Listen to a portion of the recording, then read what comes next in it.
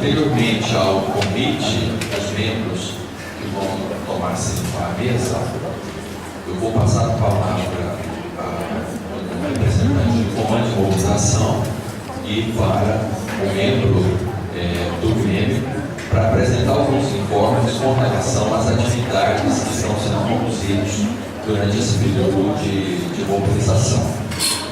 Renato, por favor. Bom dia, eu sou da Comissão de Divulgação e Imprensa. Para esclarecer que nós estamos desenvolvendo uma atividades para tentar discutir as políticas dentro do estudo, aproveitando esse momento de greve, essa paralisação, para a gente poder levantar discussões acerca de vários problemas que se instauraram dentro do estudo, como hoje a gente vai falar sobre democratização e autonomia no Instituto Federal de Goiás. No próximo dia 6 vamos promover um debate para discutir os programas governamentais, como Pranatec, Mulheres 1000 para funcionário, dentre outros. Vou passar agora a agenda de atividades para vocês. Amanhã vai ter Assembleia Geral às 9 horas da manhã, aqui no Demartim. Dia 1º vai ter uma movimentação do pessoal do Grêmio Estudantil em frente ao Teatro Municipal, de lá eles vão sair em passeata. No próximo dia 6 vai ter o debate sobre os programas governamentais, esses que eu acabei de falar, Pranatec, entre outros. Dia 7 tem uma caravana saindo para Brasília. Quem tiver interesse, a lista para se inscrever na caravana está aqui no sindicato, podem falar com Jesus, colocar o nome lá. No dia 9, sexta-feira, vai ter um debate sobre o golpe militar. Obrigada. Lucas, representando o Grêmio.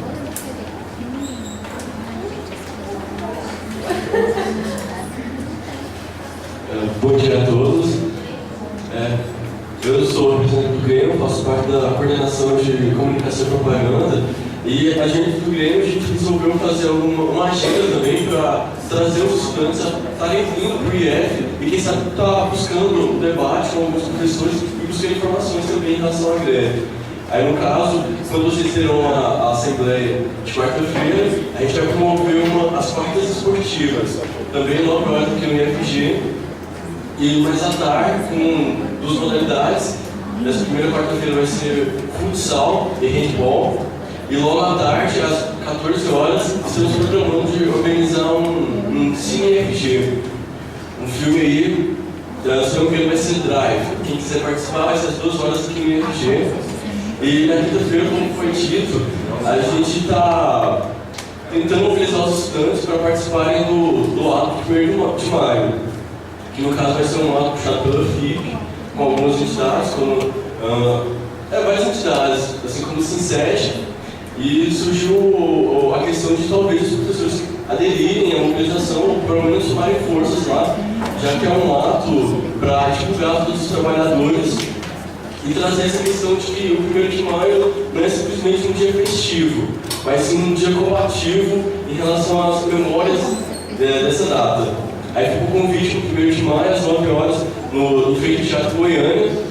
E também existe uma questão desse 1º de maio, que como está sendo puxado pela FIP, não está tendo, e o Sinced não está tendo condições de auxiliar muito com os custos da mobilização, como carro de som e divulgação.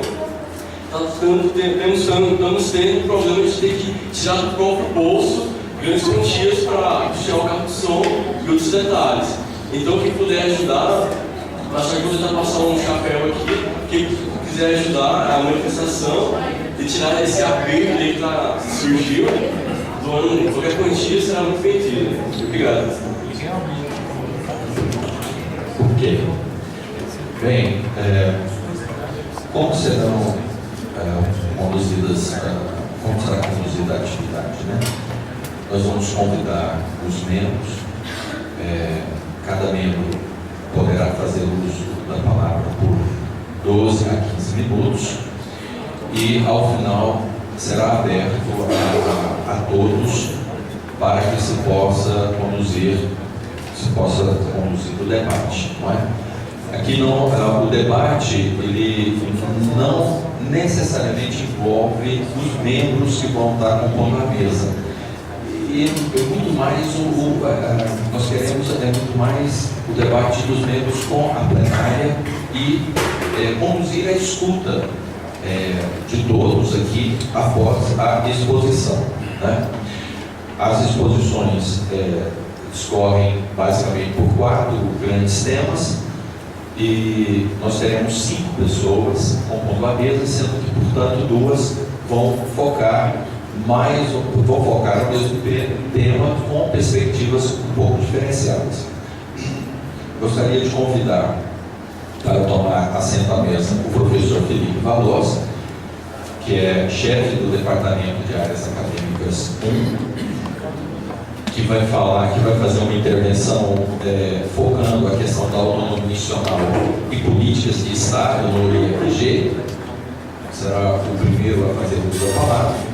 Gostaria de convidar o professor Josué Vidal, professor que compõe os quadros do Departamento de Áreas Acadêmicas 1, que vai discorrer sobre o tema caráter, dinâmica e composição do Conselho Superior, tendo em vista a democracia e a autonomia institucional.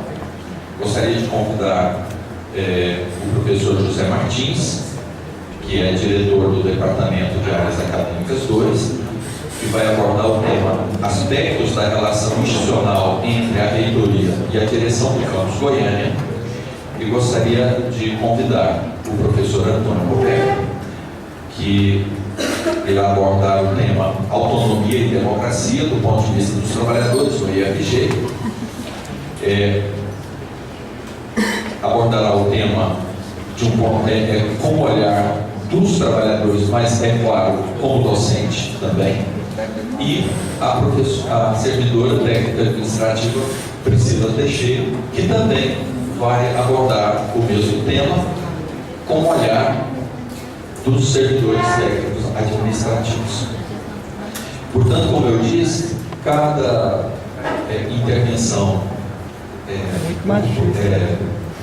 ocupará um tempo de 12 a 15 minutos e, ao final, vamos abrir as falas de todos. Professor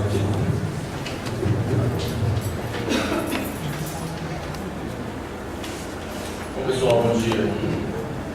Primeiro a falar nessa situação eu estava conversando com hoje que empresa absolutamente repleta e bem postada, né? Mas enfim, quando houve o convite por parte do convite para essa fala, né, que sugere uma reflexão nesse momento, eu estava dizendo para ele, disse para outras pessoas também, por mais que algumas pessoas questionem o tipo de atividade que vem se realizando durante a greve, por mais que questionem, o bando de greve, e para onde vai dar isso, por mais que questionem o andamento do movimento, esse momento também é uma oportunidade para nós trazermos na página alguns pontos, algumas referências que nos localiza na instituição. Eu acho que esse é o ponto central. Aproveitar a oportunidade para nos situarmos enquanto servidores públicos, né? Uma instituição que tem um peso que é, vamos dizer assim, pelo menos na nomenclatura, o peso que é o Instituto Federal. Né? Antes, porém, nós não podemos perder de vista, né, que a greve, né, ela tem um caráter motor que não podemos sair do foco. Né? Os administrativos, por exemplo, né, eles têm uma reivindicação que precisa ser reconhecida pela comunidade como um todo. Aí eu estou falando com todos os docentes e os docentes, por mais que nós não tenhamos uma leitura, nós ou algumas pessoas não tenham uma leitura ampla acerca dessas reivindicações, é importante ter atenção especial acerca do papel que os servidores representam e exercem. Só um pequeno uma pequena reminiscência, né? A última greve foi iniciada também pelo Ministério Administrativo. Ela teve um motor inicial durante as delegações do Administrativo, fortaleceu-se com a entrada dos docentes, os docentes encampados em indicações necessárias, pontuais, foram parcialmente atendidos. O Ministério Administrativo não foi. Novamente, a coisa se repete. Eu penso que quando uma instituição entra de greve, independente de estado de greve e na greve de fato, ela tem que mostrar o que é essa mobilização. E aí eu falo sobretudo para os jovens servidores, para os que estão entrando, para os jovens professores. Quando eu falo jovens, não é na idade, estou pensando em idade fiscal, mas assim, nós estamos pensando aqui nos novos servidores. Tá? Existe perfis muito diferenciados dos servidores técnico-administrativos. Alguns sequer estão na conta da bandeira, assim, de uma luta política acerca da afirmação de uma carreira na instituição.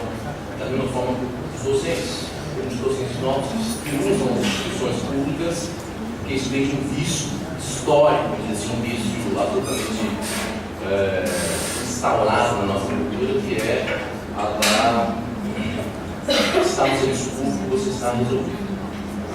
Estar no serviço público, você pode cuidar da sua vida com mais estabilidade, você é seguro. Você não perde o emprego. E aí, esse vício vem acentuando. Chegou até o ponto que nós temos os famosos concurseiros. Os concurseiros, que vai desde o docente aos administrativos. E tem, evidentemente, a classe dos assistentes, que ficam meio que tentando entender, acompanhar. Nós vamos ser atendidos nas nossas reivindicações também, como pessoas que estão buscando a formação.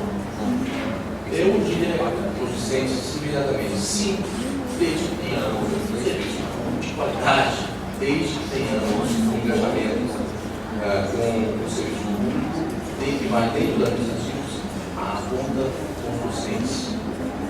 Nós só vamos ter uma instituição de ensino plena de funcionamento, sobretudo com os rigores e as exigências de uma formação acadêmica, se nós tivermos um serviço do serviço público, da coisa pública, da res pública. Entrando diretamente na minha colocação, em relação ao que eu proposto, diz respeito basicamente a autonomia e políticas de Estado, autonomia institucional e do Estado. Eu digo de imediato o seguinte: nós só vamos, a instituição só vai ter autonomia a partir do momento que as instâncias forem respeitadas e legitimadas pelo próprio locus, pelo próprio campo de atuação. O que eu estou chamando de instâncias? Desde um coordenador acadêmico, desde o coordenador técnico-administrativo, ao chefe de departamento, à direção e, sobretudo, até um conselho de campus, aí trazendo a nossa realidade de institutos federais com os seus respectivos campos. Porque as deliberações muitas vezes ocorrem em formatos que não chegam até a comunidade. Nós só respondemos na conta e, há uma expressão que é muito usada, nós estamos sempre apagando o incêndio de uma herança de gestão que vem em curso, sempre tendo como foco uma centralização e um interesse político. Então, tem um pesado aqui personalista, subjetivista e absolutamente oportunista. Como enfrentar esse tipo de temperamento, esse tipo de comportamento, sendo nós responsáveis por um serviço público qualitative, respeitando as instâncias? E aí, colocando-nos numa dimensão identificando quem nós somos enquanto instituição de ensino, enquanto formadores de profissionais, e, sobretudo, ampliando esses aspectos para a nossa anseio maior. Nós queremos atuar na comunidade, na nossa instituição, com um perfil bem definido na comunidade externa, comunidade interna, com uma extensão forte. Nós queremos atuar também contribuindo para o crescimento e desenvolvimento do conhecimento através das pesquisas. Mas quais são as políticas para que isso ocorra? Sempre há esse discurso hoje trazendo no mundo contemporâneo. A instituição trabalha com ensino, trabalha com pesquisa, trabalha com extensão. Mas aonde que está isso? Onde que se localiza esse segmento? Bom, se há um atropelamento por parte de quem está numa cúpula de gestão dessas instâncias que cuidam nos campos e, consequentemente, que faz a mediação com a gestão da instituição como um todo, simplesmente nós vamos sendo papagaios de pirata, reprodutores de programas de governo, reprodutores de intenções de gestores que se encontram, inclusive na nossa gestão atual. Eu acredito que o fortalecimento das instâncias é o ponto central dessa minha fala, dessa minha intervenção aqui. O fortalecimento das gestões a partir da identificação, uma identidade, evidentemente, dos campos.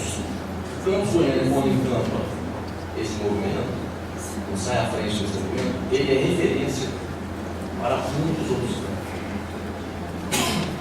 Agora, com o administrativo da reitoria junto, com os professores, os docentes engajados, isso fortalece mais ainda. Isso tem um alcance para aproveitar esse momento, um alcance que pode interferir sim, oportunamente, não populisticamente, oportunamente, na gestão que está em curso inicialmente. Porque esse é o momento para que nós questionarmos, olha, isso foi eleito pela comunidade que colocou essa instância em funcionamento.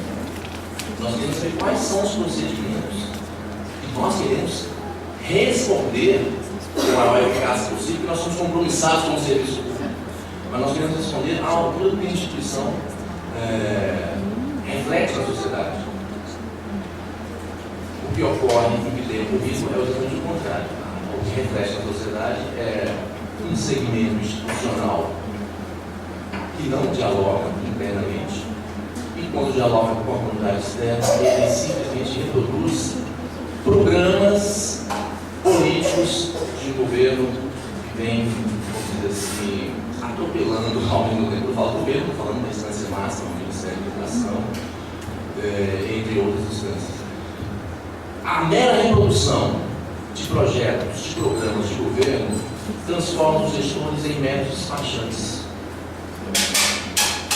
E isso reflete, sabe aonde? Na sala de aula. Reflete, sabe aonde? No docente, na demanda de docentes que o Instituto está buscando. Porque quando vem um docente novo aqui, agora vou trabalhar no Instituto Federal, vou trabalhar na área de artes, vou trabalhar na área de ciências sociais, vou trabalhar na área de turismo, enfim, na área de ciências humanas e filosofia. Aí chega aqui e vê um desmantelamento. Ele se sente assim desamparado. Essa instituição não é bem o que eu pensava. Só que como ele é novo, esse servidor é novo, ele tem um compromisso acadêmico pessoal, ele vai, nossa, essa bagunça eu não vou ser reconhecido nunca. E ele vai pegar a pastinha dele e vai fazer a seguinte leitura da instituição. Estou generalizando, evidentemente. Eu vou dar um tempo aqui, vou pensar muito, porque aqui tem muita coisa para fazer. E aí, resumindo a minha fala, nós que estamos fazendo, nós que estamos propondo a fazer.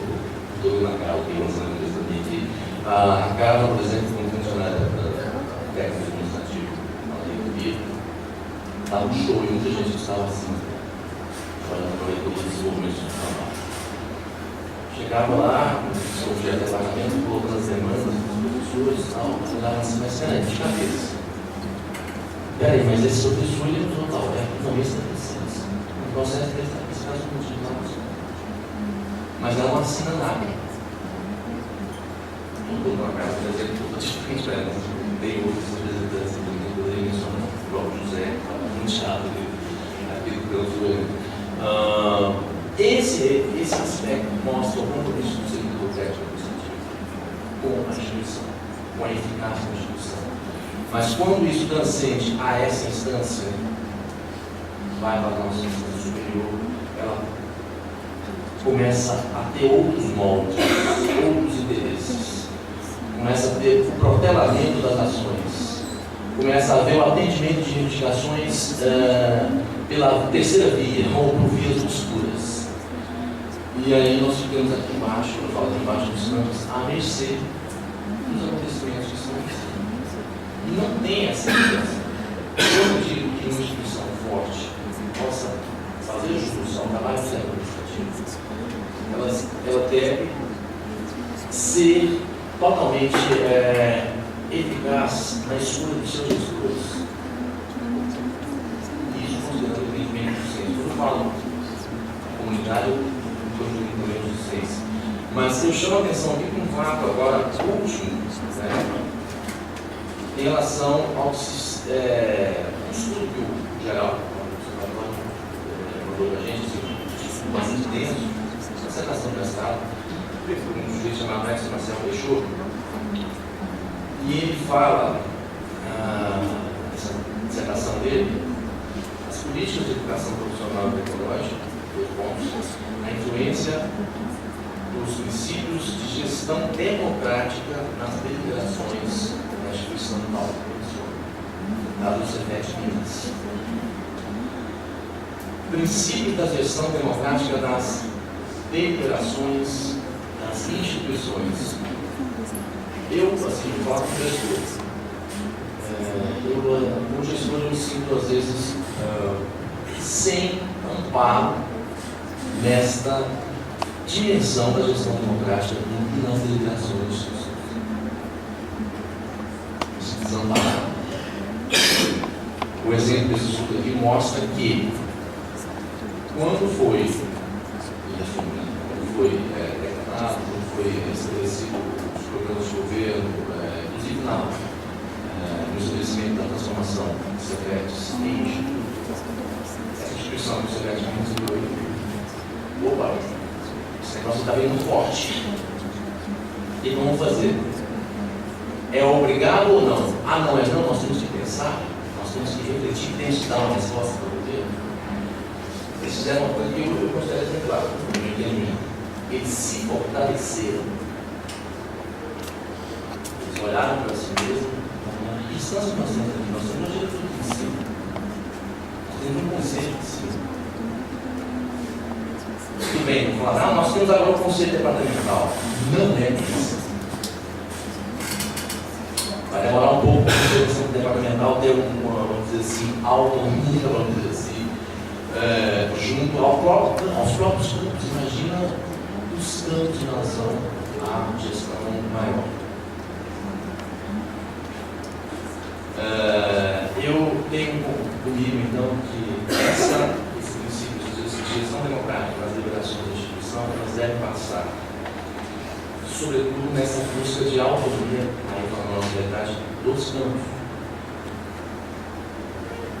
E isso vai refletir, claro, na representatividade que nós temos, por exemplo, nesse momento que estamos passando aqui. É terrível, é temeroso você chegar, sempre no momento que se instala uma greve, você vê todos os clientes falar o seguinte: esse administrativo decidiu fazer investigações dele.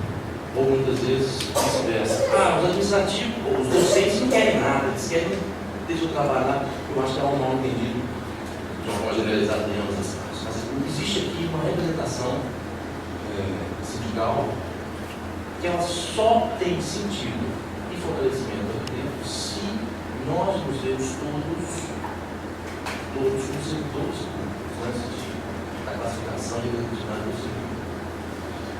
É claro que tem representatividades das mais diversas hoje, inclusive separando os interesses docentes, os interesses dos novos administrativos, os administrativos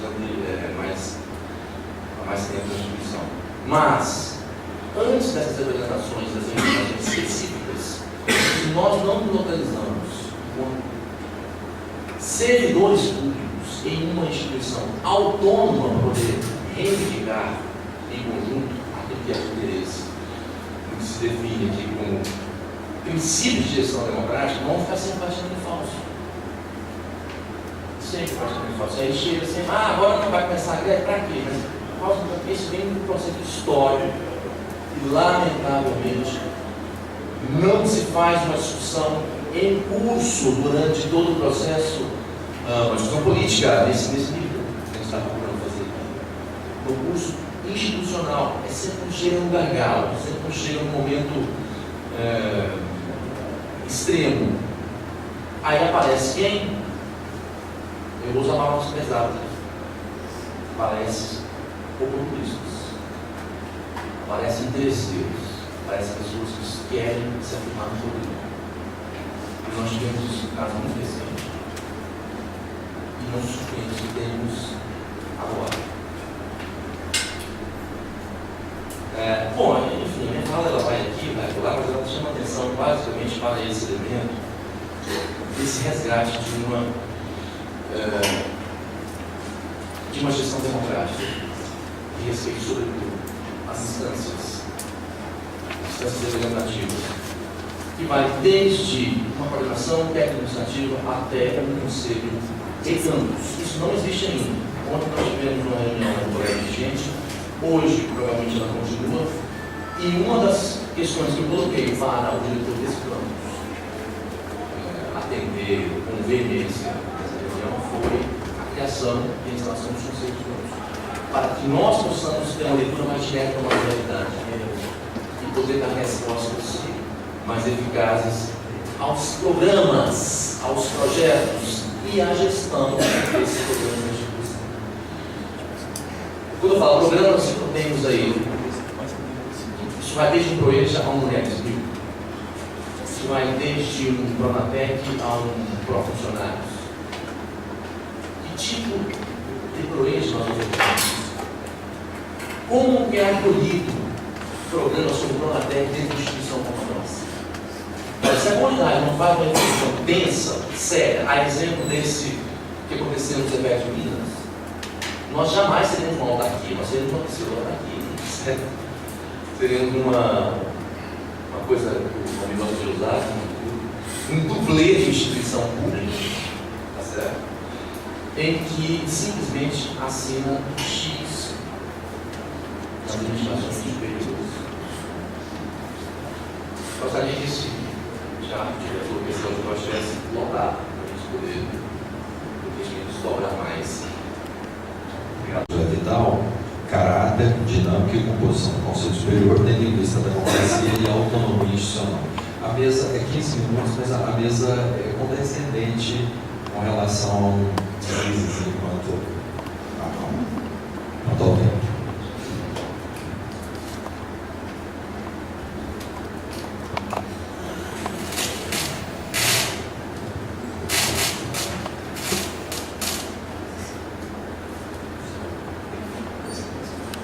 São a proposta de muitos dos membros dos candidatos, desculpem, era de reestruturação desse Conselho Superior, por já entender naquele momento que esse Conselho ele não reflete as demandas, ele não reflete as vontades e ele não reflete a participação das pessoas, da comunidade, né, nas decisões que são tomadas na instituição, né? Então, me parece que é uma luta que a gente tem que construir, e esse momento agora que nós chegamos é um momento muito especial para a gente poder fazer essa discussão, pelo menos para destravar esse debate, para começar esse debate, para pensar na possibilidade de algo que eu já venho defendendo há bastante tempo, né, e que outras pessoas também defendem, que é a reestruturação desse conselho.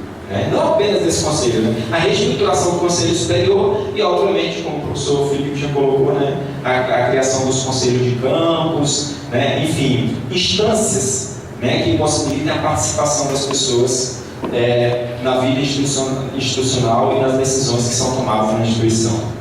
E aí a primeira questão, né, do caráter do Conselho Superior, né? O que é esse Conselho Superior, né?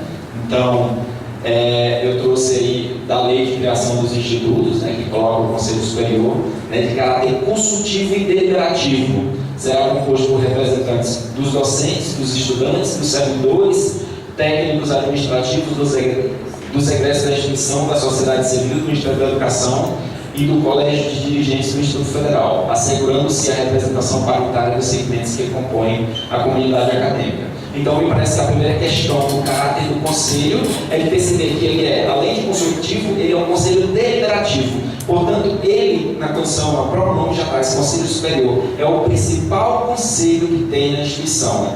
De algum modo, a gente poderia dizer que nesse espaço, né, da instituição, o Conselho, ele tem, até pela sua natureza de produção de legislação interna, ele tem um caráter muito próximo do que a gente poderia chamar de caráter legislativo, né? Então ele tem um pouco essa qualidade de legislar, porque ele produz a legislação interna da instituição. Então, é um conselho que é muito importante, né? Fundamental para o andamento, né? Para o desenvolvimento institucional.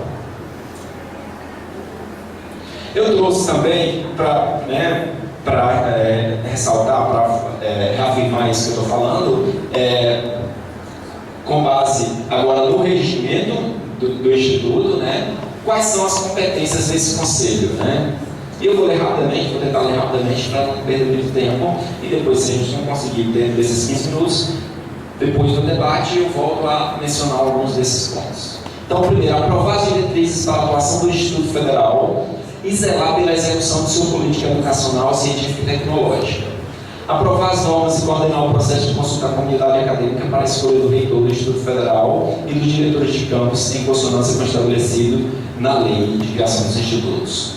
Aprovar o Plano de Desenvolvimento Institucional do Instituto, o famoso PDI. Aprovar a proposta orçamentária anual do Instituto Federal. Aprovar o projeto político-pedagógico, a organização didática, regulamentos internos e normas disciplinares. Aprovar as normas relativas à acreditação e à certificação de competências profissionais no termo da legislação vigente. Autorizar o reitor a conferir título de méritos acadêmico. Apreciar as contas do exercício financeiro e relatório de gestão anual emitido parecer conclusivo sobre a propriedade e regularidade dos registros.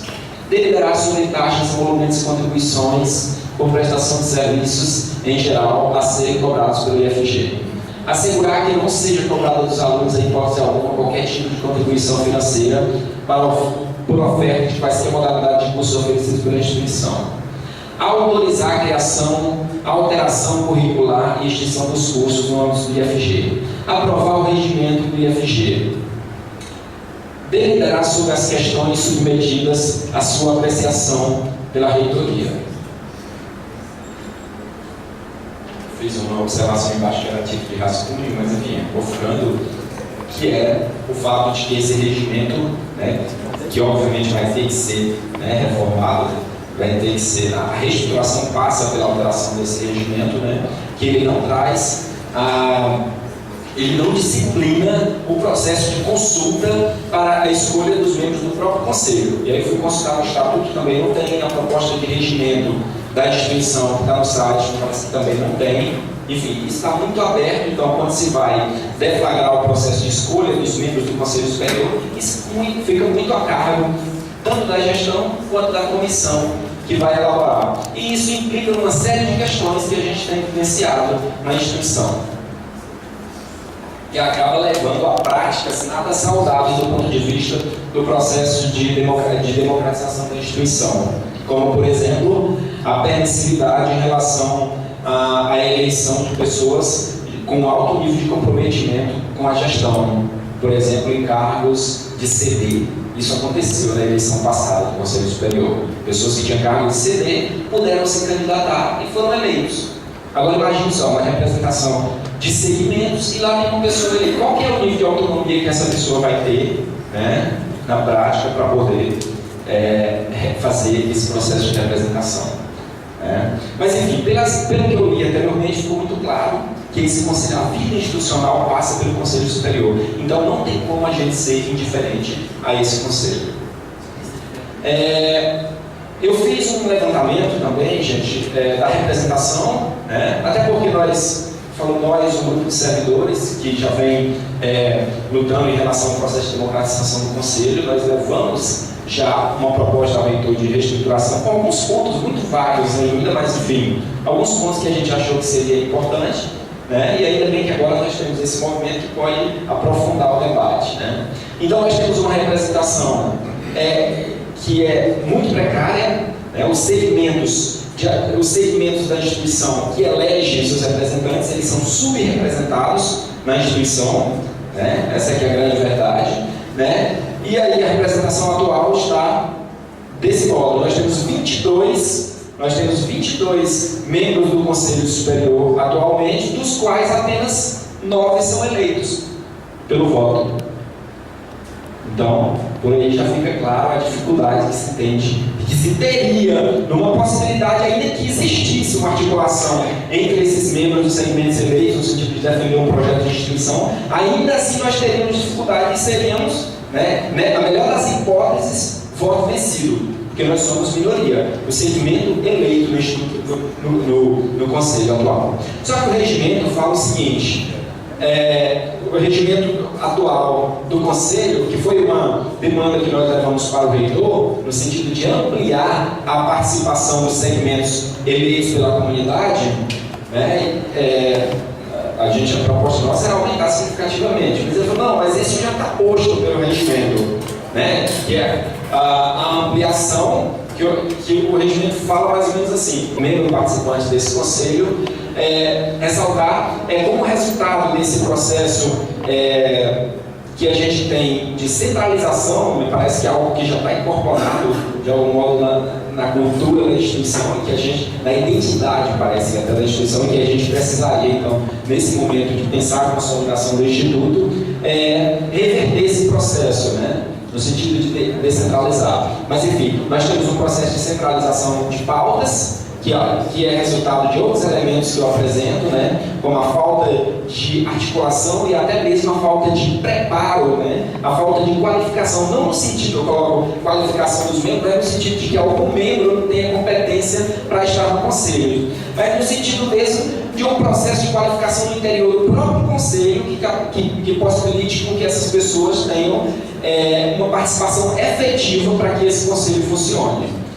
Então, as pautas são dadas sempre pelo presidente do conselho, sempre pela reitoria. Por quê? Porque simplesmente as pessoas que participam do conselho, elas são alheias ao que acontece na instituição. De um modo geral, são alheias. Reuniões ordinárias bimestrais, o que eu elenquei aqui nessa página do slide não necessariamente são pontos negativos, mas são o que a gente tem hoje no Conselho. Ele se reúne ordinariamente a cada 2 meses ou em caso de convocação extraordinária pelo presidente. Tem uma cláusula lá no regimento que fala que por 2/3 dos membros pode ser convocada, mas olha lá, como que a gente conseguiria fazer uma convocação para discutir alguma coisa, Enfim. Como essa pauta ela é sempre dada para a reitoria, ou seja, o conselho é submetido à agenda da reitoria, de modo geral, então pelo menos mais uma, tá? Como essa pauta ela é submetida à agenda da reitoria, então o que ocorre é sempre excesso de matérias para apreciação.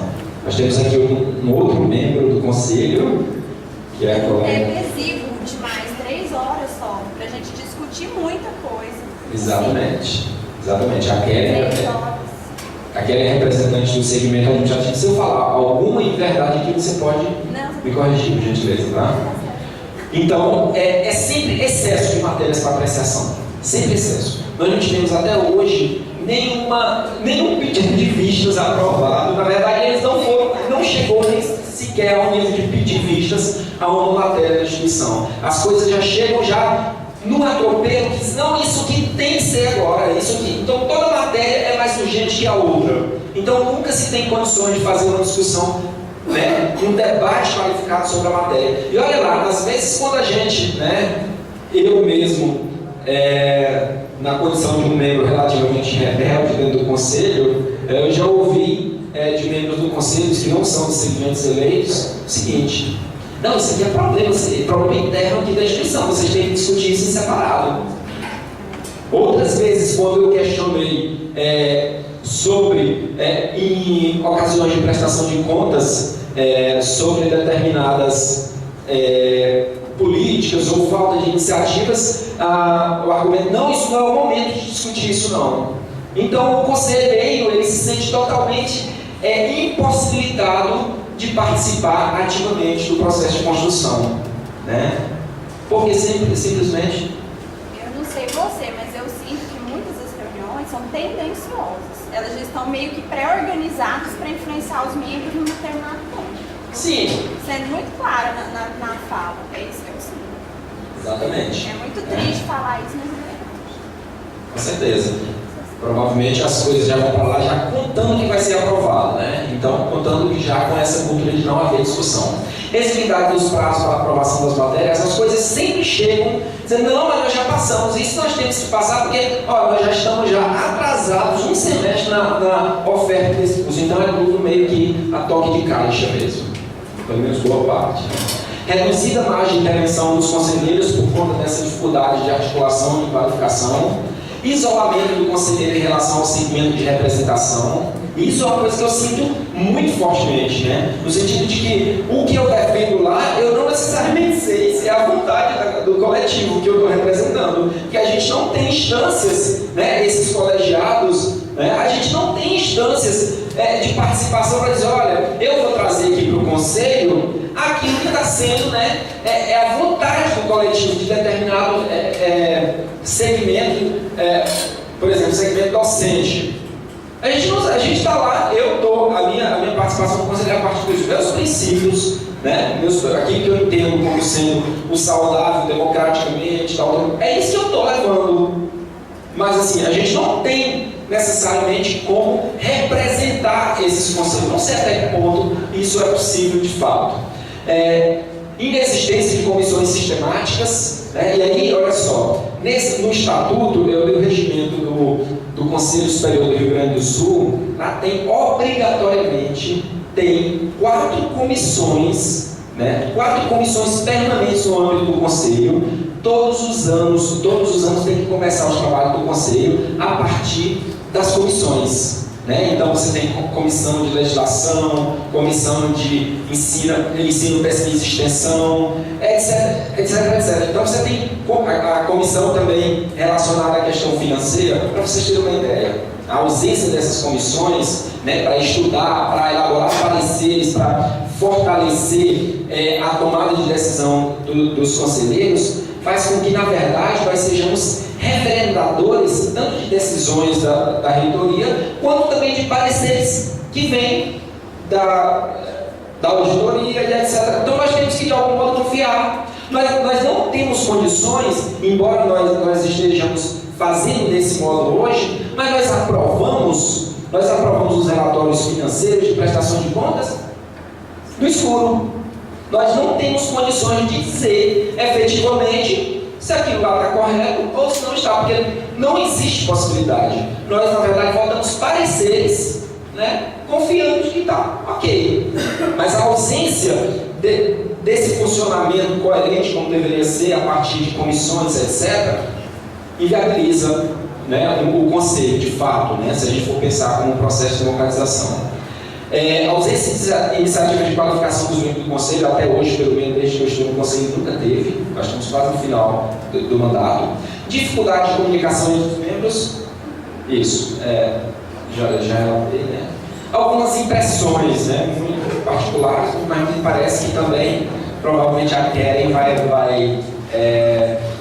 concordar com algumas delas, né, ou todas. Né? Subrepresentação dos segmentos da comunidade escolar acadêmica, já coloquei isso. Carece de transparência, e aí eu vou dar um exemplo aqui da questão da transparência. As pessoas não ficam sabendo exatamente o que acontece no conselho. O que acontece no conselho aparece lá numa área isolada. Para você encontrar dentro do site da instituição, você tem que ser quase um hacker, né? Agora, uma outra coisa também é a abertura do conselho. Nós temos algumas experiências no Brasil que inclusive foram sugeridas por esse grupo que eu falei para vocês, de servidores, que foi propor ao reitor, que se faça a transmissão ao vivo, né, que se disponibilize essas sessões. Hoje em dia o YouTube, ele favorece muito facilmente isso, sem custos. O Cirazef, por exemplo, transmite todas as suas plenas ao vivo pela internet. Então, isso não... Só para acrescentar, todos os campos de FG têm uma estrutura praticamente completa de videoconferência. Pois é, então é uma questão mesmo só de colocar em prática, né? Tudo com essa companhia por mim. Representação dos trabalhadores com forte vinculação patronal, uma outra coisa que também é uma aberração, na minha opinião, e nós também solicitamos a alteração. Então nós temos hoje duas centrais sindicais, que é a CTB e CUT, que são entidades com alto vínculo com o governo, alto nível de vínculo com o governo, elas não representam os trabalhadores. Então, por exemplo, na hora da discussão, se é que existe, né? Porque não existe discussão de políticas educacionais ainda, efetivamente, como, por exemplo, o Pronatec. Muito provavelmente esses representantes iam corroborar com suas centrais sindicais, que estão lá apoiando o governo, né? Então, nós solicitamos que fosse alterada essa representação para que tenhamos um representante do movimento sindical do IFG e da central sindical ao qual é afiliado o nosso sindicato nacional, que é no caso a Conlutas. Foi a proposta para entender que essas centrais não nos representam. Falta de sintonia dos conselheiros com o projeto de desenvolvimento institucional é uma outra coisa. O PDI ele foi aprovado sem uma ampla discussão, aliás, sem discussão. A grande verdade é que o PDI foi aprovado nessa instituição, eu sequer participei da aprovação do PDI, porque ele foi colocado, a agenda de aprovação foi para depois do final das aulas. Então, dia 16 de dezembro eu já estava em viagem, então não pude participar da aprovação, quer dizer, do PDI, olha só, do PDI da instituição, porque a agenda da instituição simplesmente não deu conta disso, né? Estou com isso, José. E aprovação praticamente 2 anos após o Congresso Curricular que aprovou o PDI. Ele só foi aprovado no Conselho Superior 2 anos, praticamente 2 anos após. Portanto, houve toda uma gestão da instituição, né, à revelia, ao arrepio daquilo que havia sido definido no Congresso Curricular. Exato. Para concluir, comprometimento, e aí de modo geral, né?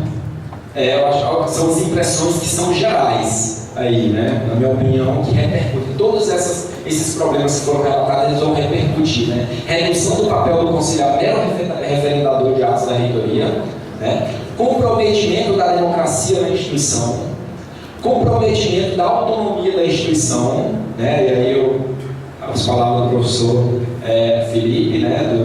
De uma reitoria despachante de programas governamentais, eu acho que é mais ou menos esse caminho aí, né?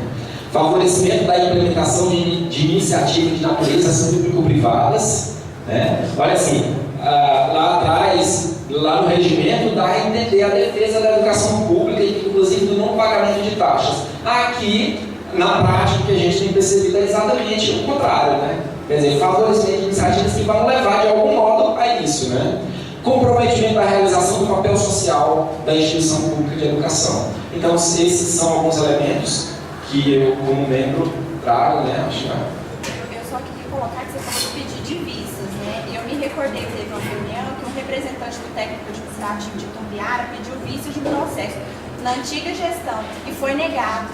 Foi negado, assim, sem nenhum motivo aparente, mas de forma, assim, que nenhum membro do conselho consegue ter vistas de processos até para poder emitir um parecer fundamentado. Então, isso acontece dentro do Conselho Superior. Um outro ponto é aquela questão, assim, que foi colocada também de seguir, por exemplo, a questão de extinção, criação de cursos, os pareceres do Observatório do Trabalho, que foi posto pelo reitor como meramente opinativo. Não seria uma coisa que deveria ser seguida. Então, a gente tem diversas falhas que acontecem no Conselho Superior que levam a uma ideia de que não é uma instância democrática, de debate, né, mas que é muito, assim, vamos dizer assim, manipulado, de certa forma. Né, e faz isso desacreditar os próprios servidores. Eu não sei como foi você no seu momento de eleição, mas as pessoas que eu conversava, sabendo da existência do Conselho Superior, não acreditavam no Conselho Superior. E outras pessoas sequer conheciam, sabendo da importância do Conselho Superior. Então, são muitas questões assim, que permeiam o Conselho Superior que, se não forem resolvidas, vai ficar aquilo ali e vai ser sempre assim. E eu acho que não se tem interesse em mudar isso.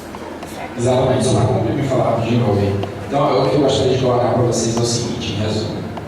Olha, se a gente quiser pensar numa instituição democrática, efetivamente uma instituição com autonomia e democracia, não me parece que seja, até porque nós já conquistamos o direito de eleição direta para os nossos gestores. Mas não vai ser por esse caminho mais, esse caminho nós já superamos já.